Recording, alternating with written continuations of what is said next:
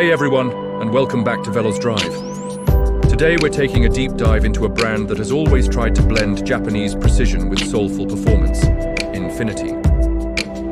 For decades, Infiniti has been Nissan's luxury division, aiming to compete with the likes of Lexus, Acura, and the German giants. But what exactly defines an Infiniti? Is it just a fancier Nissan, or is there something more to it? We're going to explore the history, the highs, the lows, and what the future holds for this intriguing brand. So buckle up, and let's get into the full brand review of Infiniti. Infiniti's story begins in 1989, the same year Toyota launched Lexus. Nissan knew it needed a premium brand to take on the luxury market in North America. Their approach was different from Lexus, which focused on quiet, flawless reliability. Infiniti wanted to be the driver's choice, emphasizing performance, bold design, and a more emotional connection. Their launch campaign was famously abstract, showing rocks and water instead of cars, trying to build a sense of mystery and sophistication. The first model to hit the showrooms was the Q50, a full-size luxury sedan powered by a potent 4.5-litre V8. It was fast, handled well, and had a minimalist interior that eschewed the traditional wood trim of its rivals. It was a statement car, but perhaps it was a bit too unconventional for the time, and it struggled to steal sales from the hugely successful Lexus LS400. Alongside the Q45 was the M30 Coupe and convertible, which were less groundbreaking. But the real game-changer for Infiniti arrived in the early 90s with the G20, a compact sports sedan based on the Nissan Primera. It was praised for its sharp handling and fun-to-drive nature. This set the stage for what would become Infiniti's most iconic model line, the G Series. In 2003, the G35 Coupe and sedan were released, and they were a massive hit, based on the same fantastic rear-wheel drive platform as the Nissan 350Z. The G35 offered a powerful V6 engine, athletic handling, and stylish looks, all at a competitive price. It was the perfect blend of luxury and performance, and it finally gave Infiniti a true identity and a legion of loyal fans. This was Infiniti's golden era. During this period, Infiniti also expanded its SUV lineup. The FX, introduced in 2003, was a pioneer in the crossover coupe segment. It looked like nothing else on the road, with its long hood, aggressive stance, and bionic cheetah design language. It was essentially a sports car on stilts, particularly the V8-powered FX45. It prioritized performance over practicality, and people loved it for that. The FX, later renamed the QX70, became another icon for the brand, proving that SUVs didn't have to be boring boxes. The larger QX SUV, based on the Nissan Armada, provided the full-size, three-row luxury that many families were looking for. As we moved into the 2010s, Infiniti continued to innovate. They introduced their Infiniti Performance line, or IPL, a modest attempt at a performance sub-brand to rival BMW's M or Mercedes-AMG. The IPL G Coupe and convertible got a slight power bump, sportier suspension, and more aggressive styling. While it wasn't a full-blown performance division, it showed Infiniti was still committed to the driving experience. They also pioneered technologies like direct adaptive steering, a steer-by-wire system that removed the physical connection between the steering wheel and the wheels. It was technically impressive, though it received mixed reviews from purists who missed the direct feedback. However, around the mid-2010s, things started to get a bit confusing. In 2014, Infiniti decided to completely rename its entire model lineup. All sedans and coupes became Q models, and all SUVs became QX models. The beloved G37 sedan became the Q50, the G37 coupe became the Q60, and the FX became the QX70.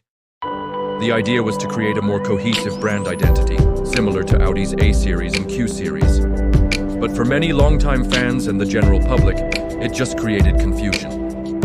People who knew and loved the G35 and G37 suddenly didn't know what to look for. It felt like the brand was erasing its own successful history. While the Q50 sedan and the stunning Q60 coupe carried the performance torch forward. So, where does Infiniti stand today? The brand is in the middle of a significant transformation. They've moved their headquarters and are refocusing their strategy, promising a new wave of products that will recapture the spirit of the brand.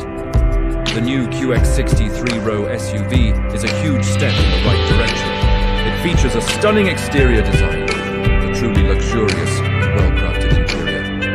And it ditches the old CVT for a conventional 9-speed automatic transmission, which dramatically improves the driving experience. It's a sign that Infiniti is listening to its customers and critics. We're also seeing new design concepts that hint at a bold, electrified future, blending Japanese artistry with modern technology. Let's talk about the core pillars of the brand. First, design.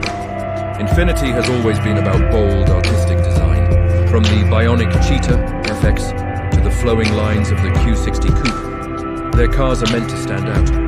The double-arch grille and the crescent-cut C-pillar are signature design cues you will see across the modern lineup. They aim for a look that's more organic and sculpted than their German rivals. Second, performance. While they may not always have the biggest numbers, Infiniti has always focused on how the car feels to drive. The FR platform, with its rear-wheel drive bias, and the powerful VQ and VR Series V6 engines have been central to this identity. They aim for an engaging, balanced, and responsive driving experience. And third, luxury and innovation. Infiniti interiors are often beautifully crafted, with high-quality materials and a focus on Japanese hospitality, or omotenashi. They were pioneers in features we take for granted today, like the around-view monitor camera system, which gives you a 360-degree bird's-eye view when parking.